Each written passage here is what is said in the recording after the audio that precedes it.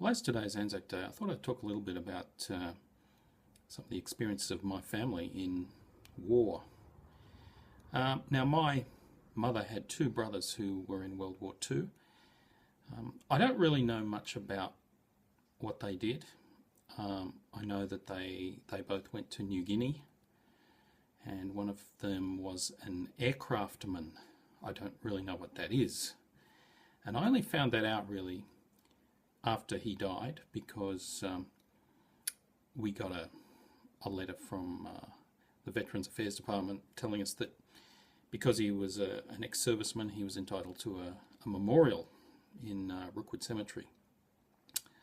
So he got a little plaque, and in that letter they told us a little bit about his service, but it was, it didn't say much. It just said his rank and job.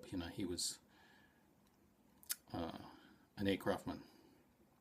That's all it really said. And so he got a little plaque. Now, my grandfather, my mother's father, was in World War One, and I've got, well, I'll just show you a picture. Which I just dug up. I've actually got a better picture than this, but it's the best I could find at short notice. That's him there in uniform. I don't know who the other guy is. That's him as well, with a baby. That's probably, I don't know, that could be my mother or one of her brothers. Not really sure. And I've got another picture of him later with me. Now, he died when I was less than 2 years old, so I don't remember him at all. But that's, he probably died soon after this picture was taken, actually. So I never really knew much about his war service, and my mother never really told me much about it. I don't think she knew much about it really. But after my mother died, and I was going through her things which she had got from her mother, I found some interesting stuff. I found these postcards. There's, I don't know, there's like maybe 100 of them, and I've got albums full of them. See, there's all these postcards, which are postcards that my grandfather sent from the war, wherever he was at the time, well, some of them are to my grandmother, and some are to his mother. And I'll just read a little bit of a couple of them. I chose this one because it's one of the few that has a date on it. And I think most of them are from London. So that's a postcard from London. It says, what does it say? Oh, it's Buckingham Palace. Well, I should have known that. It's Buckingham Palace. Most of them don't have dates. I think what he did was he put them in an envelope with letters. And a lot of them have numbers on them, like, that one's got a number 2 on the top. So they're sort of in sequence. He writes a huge amount on card after card. And I don't know if I have, full sequence. This is one of the few that has a date on it. That's his writing there. It's dated October, what is it? October 2nd, 1917. And he writes, "Dearest little sweetheart," I need more light here. "Another mail arrived yesterday, and I received one letter only from my monk." I think he called her Monkey as a nickname, so that's what he means by that. "But apparently there are more to come, for you say that you had written several for this mail." This, by the way, is before they were married. "It is dated 24th of July, 1917. Have not received your letters in answer to my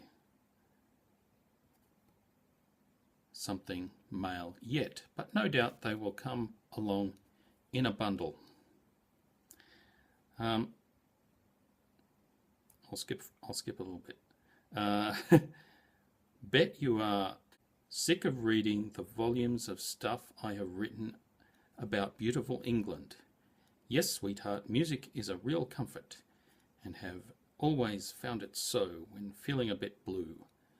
I'm so glad to know that you are practicing so much, and then it ends. It's continued on the next card, which I'm not sure I have. Well, I probably have, but, you know, I don't know where it is. Okay, so here's another one. This one is... This looks like an amateur photograph, but it's printed on a postcard. On here he writes, and this is page 2 of something. It's not the continuation of the other one. As you know, we are back in Shefford again, waiting to be sent to France any day, but don't know definitely when. We expect to go early next week and are all ready to move out at a moment's notice. Have been going through more something stunts today, and tomorrow morning we march to Hitchin for an advanced something course in something chambers. There's this word, is it SAO? Oh, look at that. I can't read that. That one there. I don't know what that is. And have to march back again tomorrow night, a distance of 18 miles altogether. And then it ends. And this other one is interesting. It's just a picture of a dog.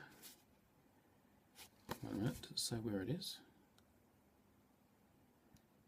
The back is in French.